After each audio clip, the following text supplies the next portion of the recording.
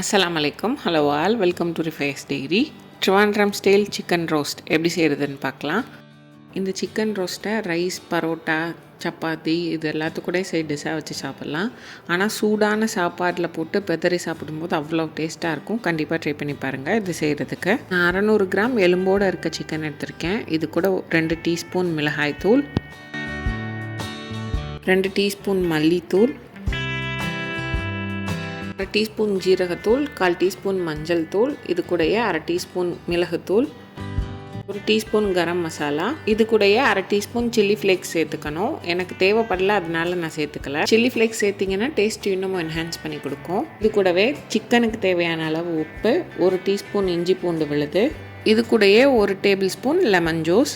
பெரிய எலுமிச்சம்பழம் எடுக்கிறீங்கன்னா பாதி எலுமிச்சம்பழத்தோட ஜூஸ் சேர்த்தா போதும். சின்னதாக எடுக்கிறீங்கன்னா முழு எலுமிச்சம்பழத்தோட ஜூஸையும் சேர்த்துக்கோங்க. இப்போது எல்லா மசாலாவும் சிக்கனில் கோட்டாகி வர மாதிரி நல்லா பதறி விட்டுக்கணும்.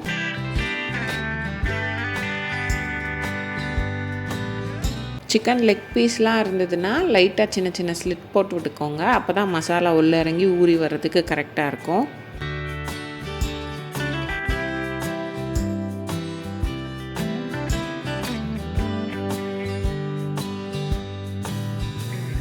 மசாலா எல்லாம் இந்த மாதிரி எல்லா சிக்கன்லேயும் கோட்டாகி வந்ததுக்கப்புறம் இதை ஒரு 1/2 மணி நேரம் ஊற வச்சுக்கணும். சிக்கன் ஊறினதுக்கப்புறம் ஒரு பாத்திரத்தில் 4 டேபிள் ஸ்பூன்லேருந்து 5 டேபிள் ஸ்பூன் தேங்காய் எண்ணெய் சேர்த்துக்கணும். கண்டிப்பாக தேங்காய் எண்ணெயில் ட்ரை பண்ணுங்கள், அப்போ தான் டேஸ்ட் நல்லாயிருக்கும். எண்ணெய் சூடாகி வந்ததுக்கப்புறம் நம்ம மேரினேட் பண்ணி வச்சுருக்க சிக்கன் எல்லாத்தையும் அந்த எண்ணெயில் டைரெக்டாக சேர்த்துக்கணும். சிக்கன் இந்த எண்ணெயிலேயே ஃப்ரை ஆகி 90% குக்காக விடணும். ஒரு சைடு வெந்ததுக்கப்புறம் இன்னொரு சைடும் திருப்பி போட்டால் இன்னொரு சைடும் நல்லா வேக வச்சுக்கோங்க. சிக்கன் கருகிடக்கூடாது, ஆனால் நல்லா குக்காகி வந்துடணும். 90% இந்த ஆயிலே குக் ஆகிடணும்.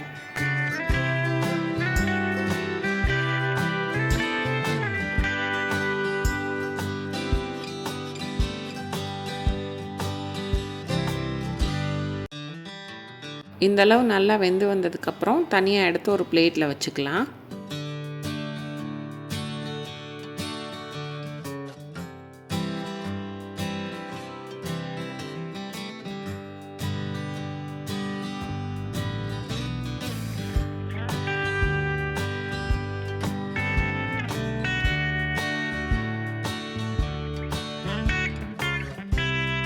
எண்ணெயிலேருந்து எல்லா சிக்கனையும் எடுத்ததுக்கப்புறம் அதே எண்ணெயில் ஒரு மீடியம் சைஸ் வெங்காயம் இந்த மாதிரி ஸ்லைஸ் பண்ணி வச்சுருக்கேன்.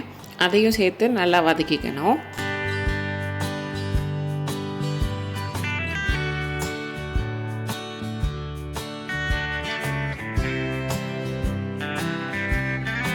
நம்ம சேர்த்துருக்க வெங்காயம் ரொம்ப வதங்கி கலர் மாதிரி வரணும்லாம் இல்லை, லைட்டாக வதங்கி வந்ததுனாலே போதும்.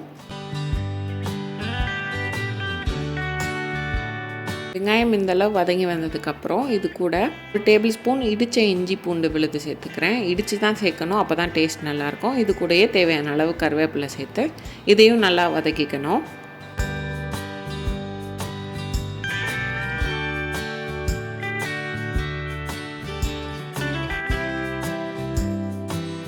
இப்போது வெங்காயத்துக்கு தேவையான அளவு உப்பு சேர்த்துக்கலாம். உப்பு சேர்த்தோன்னா வெங்காயம் இஞ்சி பூண்டெல்லாம் கொஞ்சம் சீக்கிரமாக வதங்கி வந்துடும்.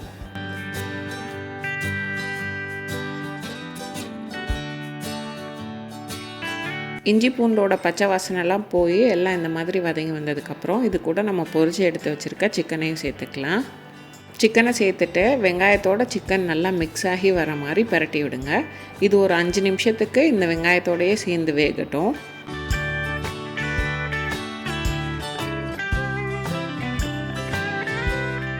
ஒரு தடவை பரட்டி விட்டுட்டு அப்படியே விட்டுறாமல் திரும்ப திரும்ப பரட்டி விட்டுட்டே இருந்தோம்னா சிக்கன் அடி பிடிக்காமல் வரும்.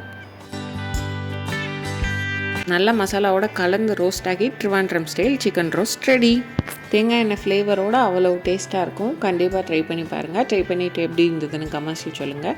வீடியோ பிடிச்சிருந்தா ரிஃபைஸ் டைரியை லைக் பண்ணுங்கள், சப்ஸ்கிரைப் பண்ணுங்கள், ஷேர் பண்ணுங்கள்.